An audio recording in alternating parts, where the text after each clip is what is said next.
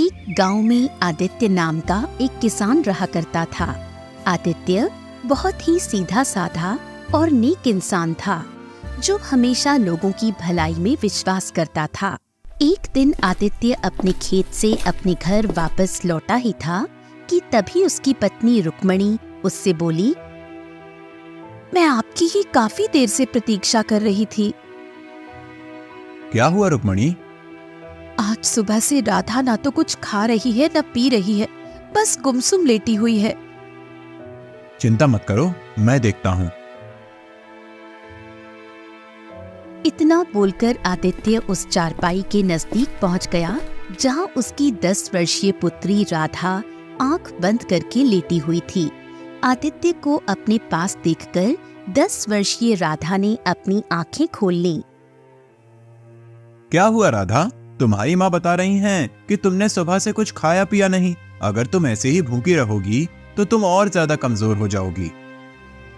पिताजी, मुझे भूख नहीं लग रही और मेरे शरीर में पूरी तरह से दर्द हो रहा है। राधा की बात सुनकर आदित्य की आंख में आंसू आ गए, क्योंकि आदित्य की 10 वर्षीय पुत्री राधा काफी समय से बीमार चल रही थी। आदित्य अपनी आंखों से आंसू पोंछते हुए बोला, चिंता मत कर राधा, तू बिल्कुल स्वस्थ हो जाएगी। इतना बोलकर आदित्य अपनी पत्नी के पास आकर खड़ा हो गया। आखिर आप राधा को और मुझे कब तक झूठी तसल्ली देते रहेंगे? आखिर मेरी पुत्री को ऐसी कौन सी बीमारी लग गई है जो वो ठीक होने का नाम ही नहीं ले रही? तुम चिंता मत करो रुक्मणी, राधा की वजह से ही मैं खेत में कड़ी मेहनत कर रहा हूँ। मेरी फसल गांव में सबसे ज्यादा अच्छी उगी है। कल फसल की कटाई है। कल मैं फसल को राज्य में अच्छे दामों में बेच कर आऊंगा और उसके बाद हम अपनी पुत्री राधा का किसी अच्छे वैद्य जी के पास इलाज कराएंगे। हमारी बेटी ठीक तो हो जाएगी ना? रुक्मणी, मैं हमेशा लोगों की भलाई के बारे में सोचता हूँ और बचपन से मैंने एक ही बात सीखी है, कर भला तो हो भला। मैंने किसी का बुरा नहीं किया, तो विश्वास करो मेरे साथ भी बुरा नहीं होगा। इतना बोलकर आदित्य अपने घर से बाहर चला गया। कुछ देर तक आदित्य गहरी सोच में गुमसुम चलता हुआ एक झोपड़ी के पास खड़ा हो गया। उस झोपड़ी के बाहर एक बूढ़ा व्यक्ति बैठा हुआ था, जो कि आदित्य के गांव का एक बहुत बड़ा वैद्य था। वैद्य आदित्य की ओर देखकर बोला, क्या हुआ आदित्य? तुम्हारे चेहरे पर चिंता की लकीरें क्यों झलक रही हैं? आज मेरी पुत्री राधा ने सुबह से कुछ नहीं खाया और आज मेरी पत्नी भी मुझसे पूछ रही थी कि आखिर राधा को ऐसी कौन सी बीमारी लग गई है जो वो ठीक होने का नाम ही नहीं ले रही। इतना बोलकर आदित्य फूट फूट कर रोते हुए वैद्य से दोबारा बोला, अब मैं अपनी पत्नी से ज्यादा दिन तक झूठ नहीं बोल पाऊंगा। आदित्य की बात सुनकर वैद्य कुछ देर तक गहरी सोच में गुम रहे। कुछ देर बाद वो आदित्य के चेहरे को बहुत ही गौर से देखते हुए बोले, देखो आदित्य, मैंने तुमसे पहले ही कहा था कि तुम्हारी पुत्री को एक विचित्र बीमारी है और उसका इलाज संभव नहीं है। लेकिन मैं तुमसे ये नहीं कहूंगा कि तुम उसका किसी दूसरे वैद्य से इलाज नहीं करवाओ। केशव नगर राज्य में एक बहुत बड़े वैद्य रहते हैं, जो कि मेरे गुरुजी भी हैं। तुम्हें जाकर उनसे मिलना चाहिए, परंतु वहां जाने से पहले तुम्हें धन का इंतजाम कर लेना चाहिए। कल मैं अपनी फसल काट कर राज्य में अच्छे दामों पर बेच कर आऊंगा और फिर उसके बाद मैं अपनी पुत्री को उन्हीं वैद्य के पास ले जाऊंगा जो आपके गुरु हैं। मुझे विश्वास है कि मेरी पुत्री सही हो जाएगी। ईश्वर करें ऐसा ही हो। वैद्य की बात सुनकर आदित्य अपने घर पर चला गया।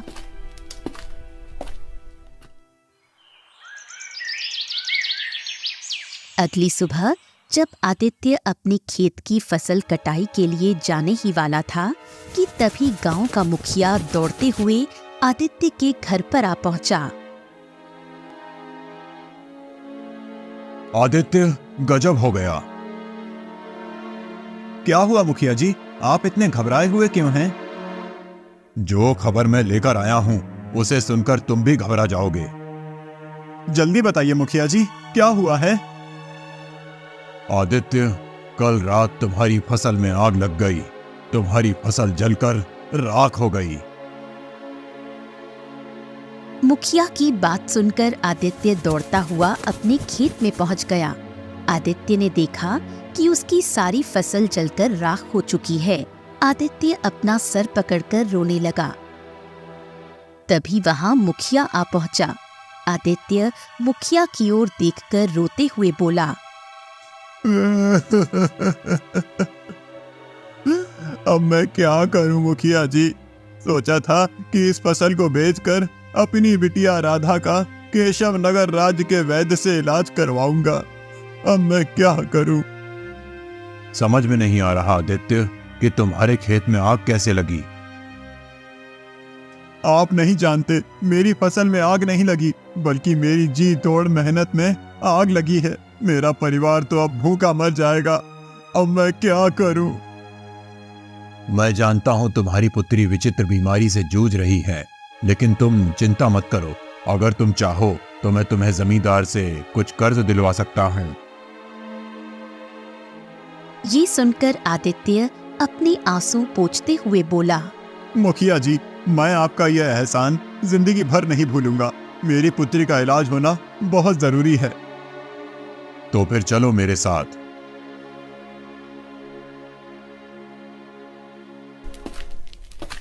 मुखिया आदित्य को जमींदार के घर पर ले गया और जमींदार को सारी घटना बताते हुए बोला, जमींदार जी, आदित्य को इस समय धन की बहुत आवश्यकता है। उसकी फसल जलकर राख हो गई है। उसके घर में खाने को खाना नहीं है। ऊपर से उसकी पुत्री एक विचित्र बीमारी से जूझ रही है। इस बेचारे के ऊपर तो एक साथ आफतों के पहाड़ टूट पड़े हैं। ठीक है, मैं इसे धन देने के लिए तैयार हूँ, लेकिन कुछ महीनों बाद मेरी पुत्री मोहिनी का विवाह होने वाला है। इसे सारी रकम ब्याज सहित वापस लौटानी होगी। मैं तैयार हूँ जमींदार जी। आप मुझे कर्ज के रूप में जितना भी धन दे देंगे, मैं उससे दोबारा खेती करने के लिए बीज खरीदूंगा और अपनी पुत्री का इलाज भी करवाऊंगा। जमींदार ने कुछ स्वर्ण मुद्राओं की थैली आदित्य को पकड़ा दी। आदित्य वो स्वर्ण मुद्राओं की थैली को लेकर अपने घर पर चला गया और सारी घटना अपनी पत्नी रुक्मणी को बताते हुए बोला, जमींदार तो बहुत ही अच्छे आदमी निकले रुक्मणी। अगर जमींदार जी मुझे कर्ज नहीं देते तो ना जाने क्या होता। मैं तो हिम्मत ही हार गया था। आप सही कहते हैं। अब हमें अपनी बेटी का इलाज कराने में देर नहीं करनी चाहिए। आदित्य उसी दिन अपनी पत्नी रुक्मणी के साथ अपनी पुत्री राधा को लेकर केशव नगर राज्य के उस बड़े वैद्य के पास चला गया। वो बूढ़ा वैद्य राधा की जांच पड़ताल करने के बाद बड़ी ही गंभीर अवस्था में आदित्य की ओर देखकर बोला, मुझे क्षमा करें आदित्य, तुम्हारी पुत्री का इलाज असंभव है। ये सुनकर आदित्य और उसकी पत्नी रुक्मणी बुरी तरह से घबरा गए। आप कहना क्या चाहते हैं? हम तो बड़ी उम्मीद लेकर आपके पास आए थे। आदित्य, कुछ विचित्र बीमारी ऐसी होती हैं जिनका इलाज भी बहुत विचित्र और दुर्लभ होता है। तुम्हारी पुत्री को भी ऐसी ही बीमारी है जिसका इलाज शायद ही इस संसार में हो। तुम अपनी पुत्री को यहाँ से ले जा सकते हो। आदित्य और रुक्मणी फूट फूट कर रोने लगे। वो दोनों उदास मन से अपनी पुत्री राधा को लेकर दोबारा अपने गांव वापस आ गए। अपने घर पर आकर रुक्मणी रोते हुए आदित्य से बोली, तो क्या हमारी पुत्री राधा कभी सही नहीं हो पाएगी? हिम्मत मत हारो रुक्मणी। मेरा मन अभी भी कहता है कि मेरी पुत्री राधा सही हो जाएगी। अरे, केशव नगर राज्य के वैद्य ने अगर हार मान ली तो क्या हुआ? और भी राज्य में ऊंचे वैद्य हैं। मैं दूसरे राज्य के वैद्य के पास जाऊंगा, लेकिन फिलहाल तो खेत में काम करना भी जरूरी है, क्योंकि जमींदार का कर्जा भी चुकाना है।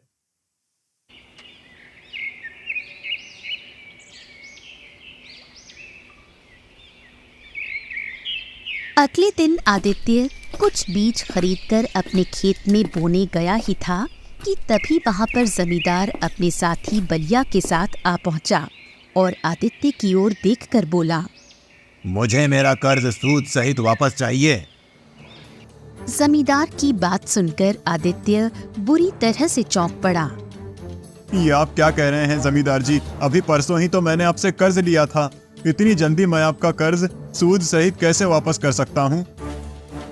आदित्य की बात सुनकर जमींदार के बगल में खड़ा हुआ बलिया जोर जोर से हंसता हुआ आदित्य से बोला, तुम मूर्ख हो आदित्य, तुमने ये भी सोचने की कोशिश नहीं की कि तुम्हारे खेतों में आग कैसे लगी। मैं तुम्हारी बात का मतलब नहीं समझा। इसकी बात का मतलब मैं तुम्हें समझाता हूँ आदित्य। दरअसल मेरी नजर तुम्हारे खेत पर काफी समय से थी। मैंने ही तुम्हारे खेत में आग लगाई थी। जमींदार की बात सुनकर आदित्य बुरी तरह से चौंक पड़ा। हाँ, मैंने आग लगाई थी। मैं जानता था कि तुम्हारी पुत्री बीमार है और उसे इलाज की बहुत ज्यादा आवश्यकता है। तुम इस गांव में घूम फिरकर कर्ज लेने के लिए मेरे ही पास आओगे और मेरी किस्मत तो देखो, मुखिया जी स्वयं तुम्हें मेरे पास ले आए। ये तो गलत है जमींदार। किसी की मुसीबत का फायदा उठाकर कभी भी कोई इंसान सुख से नहीं जी पाया। ये बातें सिर्फ सुनने में अच्छी लगती हैं आदित्य। इससे पहले कि मैं तुम्हें तुम्हारे खेत से धक्के मारकर बाहर निकालूं, यहाँ से निकल जाओ। आज से ये मेरा खेत है, क्योंकि मैं जानता हूँ कि तुम मेरी रकम सूद सहित 7 जन्मों तक नहीं चुका सकते। आदित्य समझ गया कि जमींदार की उसके खेत पर बुरी तरह से नीयत खराब हो चुकी है। आदित्य निराश होकर आंखों में आंसू लिए हुए अपने घर की ओर चल पड़ा। आदित्य आधा रास्ता पहुंचकर एक वृक्ष के नीचे बैठकर फूट फूट कर रोने लगा। आदित्य को नहीं पता था कि जिस वृक्ष के नीचे वो रो रहा था, उस वृक्ष के पीछे एक साधु बैठे हुए थे। आदित्य के रोने की आवाज सुनकर अचानक वो चौंक पड़े। वो साधु आदित्य के पास आकर बोले, क्या हुआ? तुम रो क्यों रहे हो? आदित्य रोते हुए सारी घटना साधु को बताते हुए बोला, मेरी पुत्री मौत की कगार पर खड़ी हुई है और मेरा खेत भी जमींदार ने मुझसे छीन लिया। तुम्हारे साथ वास्तव में बहुत बुरा हुआ है। अगर तुम्हारे साथ इतना बुरा नहीं हुआ होता तो मैं तुम्हें एक रहस्य कभी नहीं बताता। कौन सा रहस्य साधु महाराज? एक ऐसा रहस्य जिससे तुम्हारी पुत्री की विचित्र बीमारी सही हो सकती है और तुम इतने धनवान हो सकते हो जिसकी तुम कल्पना भी नहीं कर सकते। साधु की बात सुनकर आदित्य चौंकते हुए बोला, साधु महाराज, मैं केवल यही चाहता हूँ कि मेरी पुत्री स्वस्थ हो जाए। धन का क्या है? धन तो आता जाता है। धन तो मैं कभी भी मेहनत करके भी कमा सकता हूँ। मुझे तुम्हारी ये बात बहुत अच्छी लगी। अब मेरी बात ध्यान से सुनो। यहाँ से कुछ दूर एक घना और विचित्र जंगल पड़ता है। कहते हैं कि उस विचित्र जंगल में एक बहुत ही सुंदर झील बहती है। उस झील के किनारे एक दुर्लभ जादुई कमल का फूल उगता है। वो फूल केवल वही व्यक्ति प्राप्त कर सकता है जिसका मन लोभ और ईर्ष्या से दूर हो और जिसके मन में दूसरों के प्रति प्रेम और दया की भावना हो। जैसे ही तुम उस फूल को अपनी पुत्री के शरीर से स्पर्श करोगे, तुम्हारी पुत्री सही हो जाएगी। और अगर तुम एक बार उस विचित्र जादुई फूल से जितना भी धन मांगोगे, तुम्हारे पास उतना ही धन आ जाएगा।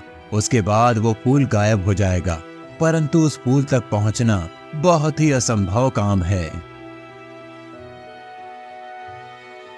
साधु की बात सुनकर आदित्य बड़े ही आत्मविश्वास भरे लहजे में बोला, अपनी पुत्री की जान बचाने के लिए मैं बड़े से बड़ा खतरा उठाने के लिए तैयार हूँ साधु महाराज। तो फिर देर मत करो, यहाँ से दाईं ओर दिशा में मुड़ जाओ।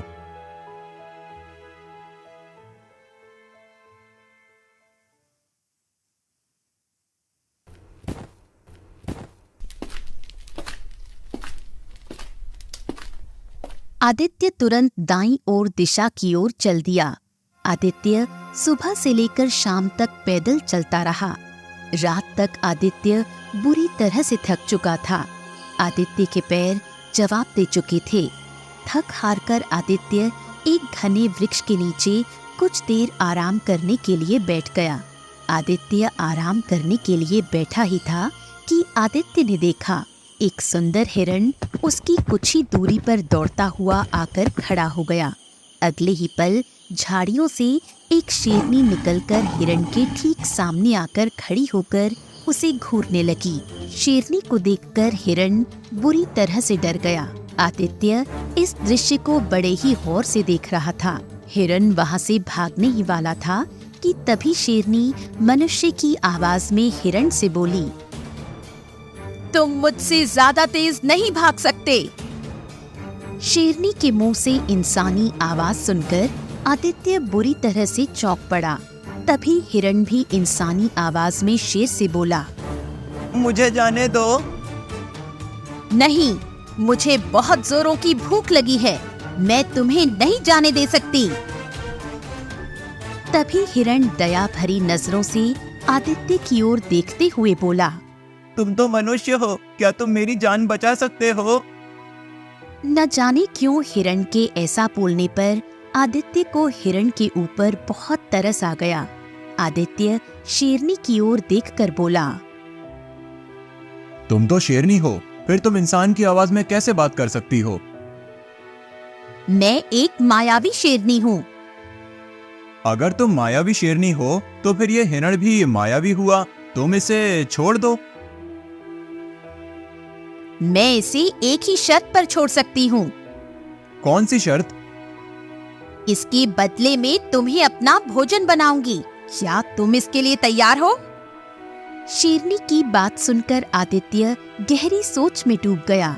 कुछ देर बाद आदित्य शेरनी की ओर देखकर बोला, मुझे एक विचित्र जादुई फूल की तलाश है। उस फूल के द्वारा ही मेरी बेटी की बीमारी सही हो सकती है। मुझे थोड़ा सा समय दे दो। मुझे उस फूल को अपने घर ले जाने दो। जैसे ही मेरी बेटी ठीक होगी, मैं तुरंत ही यहाँ पर आ जाऊंगा। नहीं, अगर इस हिरण की जान बचाना चाहते हो तो फिर तुम्हें अभी और इसी समय फैसला करना होगा। आदित्य ने देखा कि हिरण की आंखों में आंसू थे। हिरण बड़ी मासूमियत भरे अंदाज में आदित्य से बोला, मेरी माँ मेरा इंतजार कर रही है। अगर मैं समय पर अपनी माँ के पास नहीं पहुँचा तो उन्हें बहुत दुख होगा, और अगर उसे पता चला कि मुझे शेर खा गया तो वो जीते जी मर जाएगी। ये दुख सुनकर आदित्य शेरनी से बोला, ठीक है, तुम इस हिरण को जाने दो। तुम मुझे खा सकती हो। कर भला तो हो भला। अगर मैं इसका भला करना चाह रहा हूँ तो मुझे विश्वास है कि मेरा भी भला होगा। आदित्य ने इतना कहा ही था कि तभी हिरण रंग बिरंगी किरणों के साथ वहां से गायब हो गया और शेरनी रंग बिरंगी किरणों के साथ एक सुंदर लड़की में परिवर्तित हो गई। ये देखकर आदित्य आश्चर्य में पड़ गया। सुंदर लड़की आदित्य की ओर देखकर बोली, मैं वन देवी हूँ। वर्षों से मनुष्य उस विचित्र और जादुई फूल की तलाश में इस स्थान पर आते हैं। मैं उनकी इसी तरह परीक्षा लेती हूँ, परंतु तुम पहले मनुष्य हो जो इस परीक्षा में पास हुए हो। अपनी आंखें बंद करो। कुछ क्षण बाद जब तुम अपनी आंखें खोलोगे तो स्वयं को एक झील के पास पाओगे। तुम्हें वो जादुई कमल का फूल उस झील के किनारे खिला हुआ मिल जाएगा। उस फूल को तोड़ने के बाद अपनी आंखें बंद कर लेना। कुछ क्षण बाद जब तुम आंखें खोलोगे तो स्वयं को अपने गांव की सीमा पर पाओगे। आदित्य ने तुरंत अपनी आंखें बंद कर ली। कुछ क्षण के बाद जब आदित्य ने अपनी आंखें खोली तो उसने अपने आप को एक सुंदर झील के नजदीक पाया, जिसके किनारे एक चमकता हुआ कमल का फूल खिला हुआ था। लगता है ये वही कमल का फूल है जिसके बारे में साधु महाराज बता रहे थे। आदित्य ने तुरंत उस कमल के फूल को तोड़ लिया और अपनी आंखें बंद कर ली। कुछ क्षण बाद जब आदित्य ने अपनी आंखें खोली तो उसने अपने आप को अपने गांव की सीमा पर पाया। आदित्य दौड़ता हुआ अपने घर की ओर चला गया। आदित्य अपने घर पहुंचा ही था कि तभी उसने देखा कि आदित्य के घर पर जमींदार पहले से मौजूद था। जमींदार रोता हुआ बोला,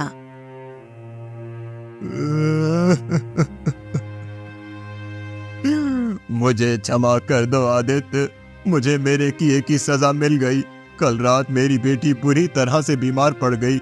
मैंने बड़े बड़े वैद्य को उसे दिखाकर देख लिया, परंतु वो ठीक नहीं हुई। वैद्य का कहना है कि वो बच नहीं सकती। अब मुझे एक नहीं बल्कि दो अर्थी का इंतजाम करना है।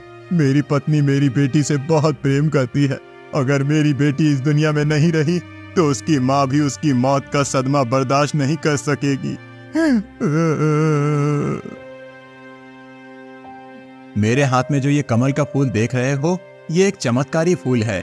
अगर इसे अपनी बेटी के शरीर से स्पर्श करोगे तो वो बिल्कुल स्वस्थ हो जाएगी। मैं इसे विचित्र जंगल से अपनी बेटी की बीमारी को ठीक करने के लिए तोड़कर लाया था। तब तो तुम्हें अपनी बेटी को ठीक करना चाहिए आदित्य। मुझसे तुम्हारा दुख देखा नहीं जा रहा।